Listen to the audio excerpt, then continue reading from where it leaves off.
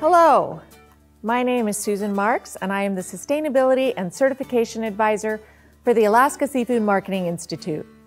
It is my pleasure to be here today to talk with you about Alaska and our sustainability story. Seafood is loved all over the world, especially Alaska seafood. However, did you know seafood is the largest traded food commodity in the world? Think about that for a minute. It falls higher on the list than coffee, wheat, soybeans, beef, and sugar. And according to the World Wildlife Fund, approximately 3 billion people in the world rely on wild-caught and farmed seafood as a primary source of protein. And that number is most likely only going to go up.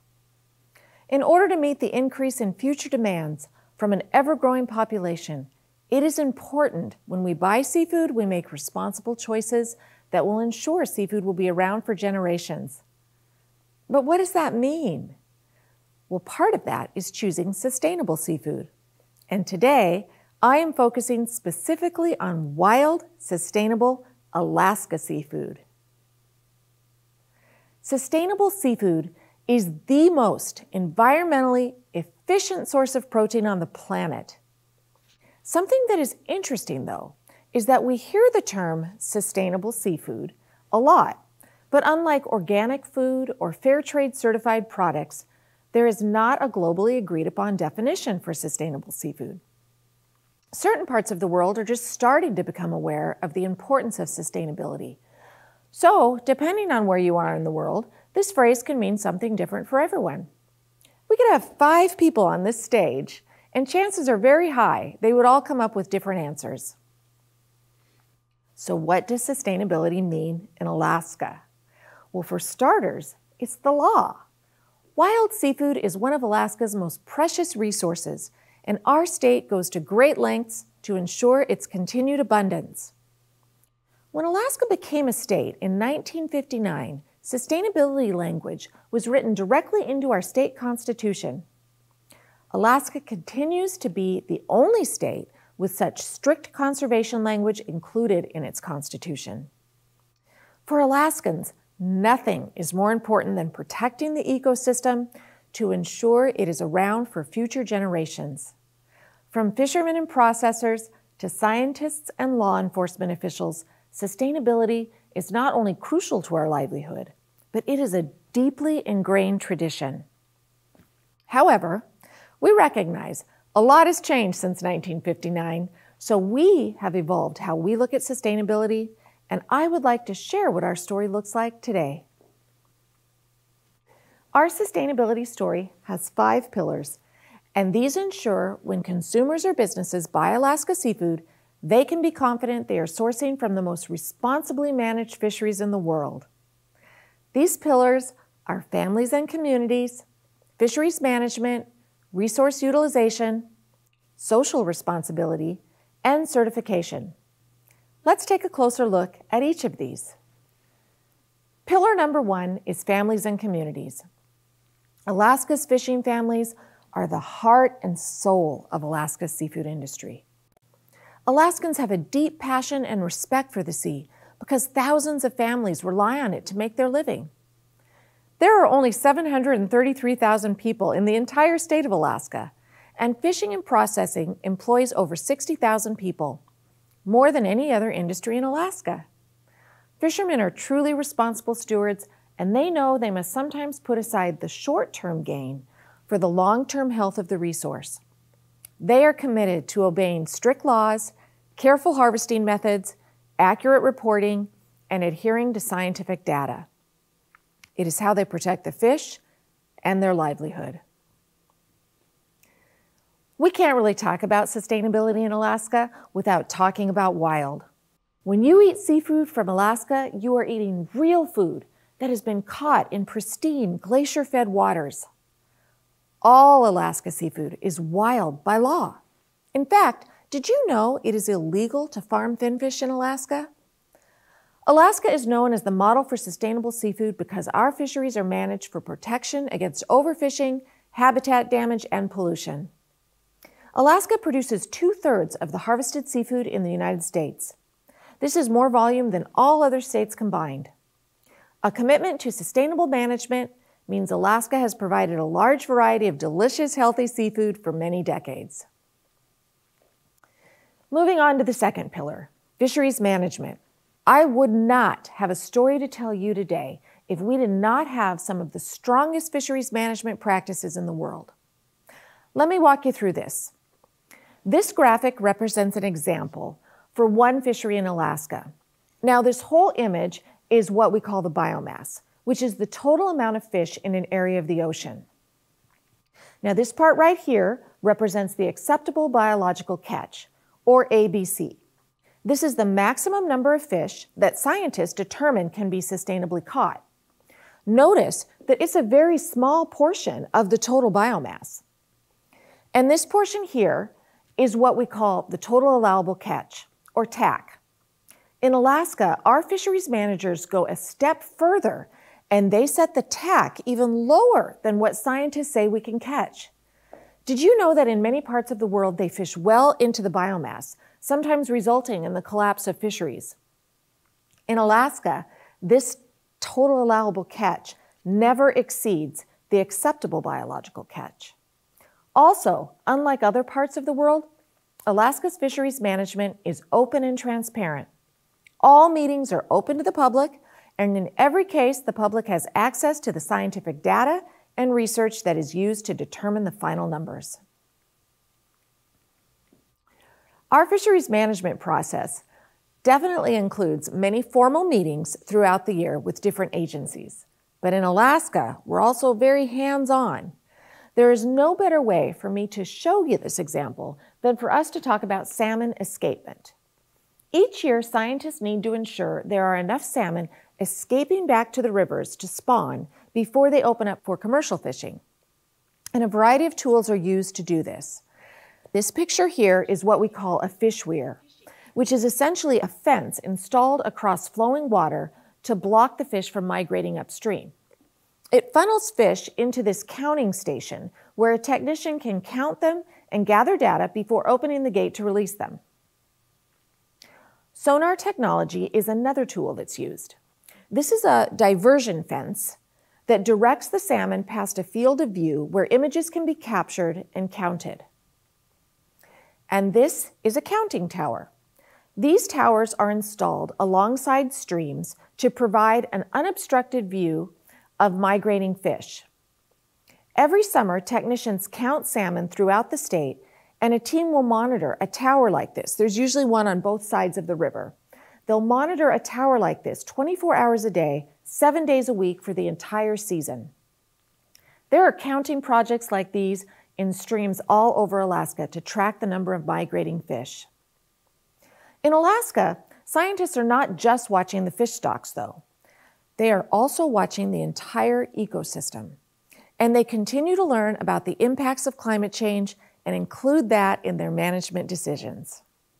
Our third pillar of sustainability is resource utilization. The industry strives to use the whole fish in order to minimize waste.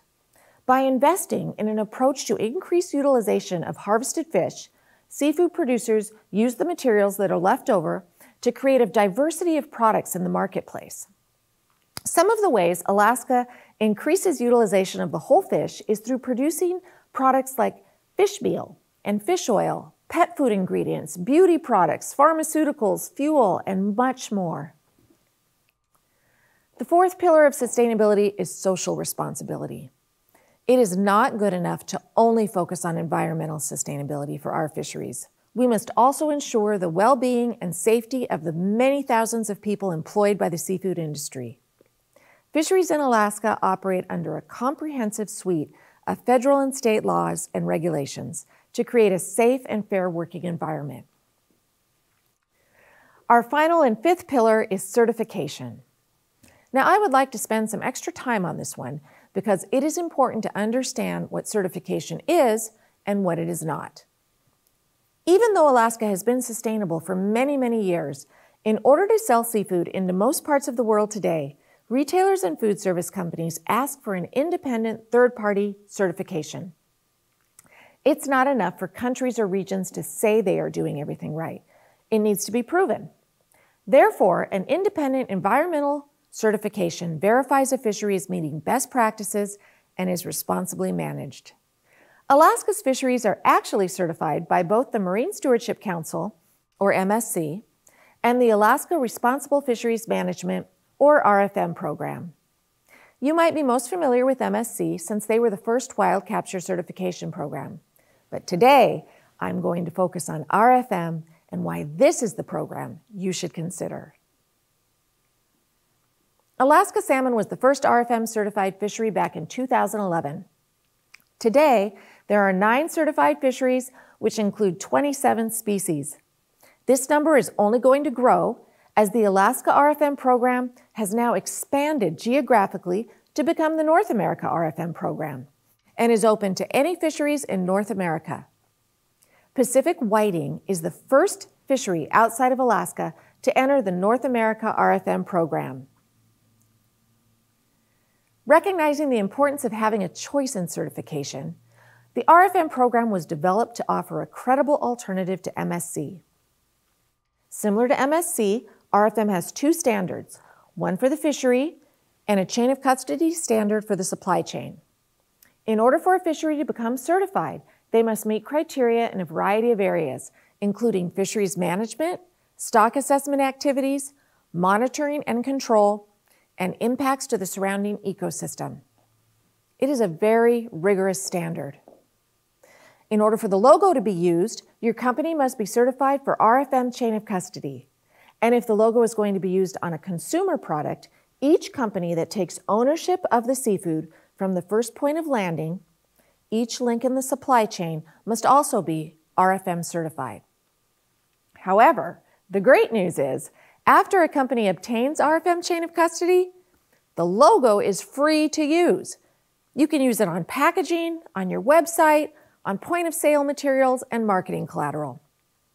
This is a huge difference from other certification programs that charge a logo license fee. Calling out a product's origin motivates purchases. Research continues to show that people care a lot about where their food comes from. They want to be connected with the people catching their seafood. And when it comes to Alaska seafood, our research shows that having the word Alaska on a menu or product is something consumers want to see. The RFM logo lets companies communicate both product origin and responsible sourcing without logo licensing fees. So my question is, why wouldn't you use this logo? Now, this product carries both the RFM and MSC logos. As you see them side by side, I hope you can see the value of the RFM logo, as it conveys that this is a certified sustainable product and it calls out the Alaska origin, whereas MSC's logo is generic and charges a logo fee. Were you also aware that there are RFM programs all over the world? Right now, along with North America RFM, there are other established RFM programs in Iceland, the Gulf states, and Japan. Other programs are being developed and considered in Norway and the European Union. We work closely with all of these programs, and one of the benefits is a shared chain of custody, which allows cost savings and greater sourcing options. We currently have a shared chain of custody with Iceland's RFM program, and that is likely to expand soon to the Gulf states and Japan. So why does all of this matter? Well, let's take a look at the big picture and talk some numbers. If we look at Alaska and Iceland, we have a little over 3.6 million metric tons of RFM certified seafood. That number will go up as more fisheries join the program in North America. Now, once Norway comes aboard, it will add around 2.5 million metric tons, and together all of these programs equal over 6 million metric tons of RFM certified seafood that would be available under a global RFM program. And remember, one of the foundational principles of all of these programs is a commitment not to charge logo licensing fees, which makes it accessible and affordable for the industry to participate. Now, we compare that to MSC, and it's pretty close to their global certified catch of 9 million metric tons. But remember, they charge a logo license fee. RFM has a vision that by 2025, this certification program will be broadly used in the primary seafood markets worldwide. We believe we can make this vision a reality as the global RFM programs continue to work together and more companies realize the value of RFM. So in summary, let's review what you get with RFM. Number 1, an eco-label that highlights something we know consumers care about: origin. Number 2, no logo licensing fees. You can use this logo as much as you want and you will not pay a thing. Number 3, this logo allows you to tick the box that proves you are sourcing from a sustainable, certified fishery. Finally, many companies have sustainable sourcing policies or commitments. The RFM program is credible, robust, and affordable. And you can be confident in this because it was the first program to be globally recognized by the Global Sustainable Seafood Initiatives, or GSSI's global benchmark. I would like to invite you to visit our website at rfmcertification.org to learn more about the program, download brochures, and please sign up for our e-blasts to keep up with the latest news. Seafood sustainability is a journey, not a destination. It means being committed, working every day, and looking at the science and data so we can continue to achieve best practices in our fisheries management. Globally, countries and businesses are at different stages of this journey. In Alaska, we have set the standard for what sustainable seafood means. Sustainability is part of who we are. We have been practicing it before it ever became a buzzword, and this is not going to change. Now, certification is an important verification that we are doing what we say we are. However, certification is not what makes Alaska seafood sustainable. We were sustainable long before certification started, and we will continue to be if it disappeared tomorrow. Sustainability is just who we are in Alaska. You can feel confident that whenever or wherever you eat Alaska seafood, it is and always has been wild and sustainable. Thank you so much for the opportunity to spend some time with you today. Please feel free to contact anyone at the Alaska Seafood Marketing Institute with any questions you might have. And remember, the next time you're out shopping or at a restaurant, don't forget, ask for Alaska.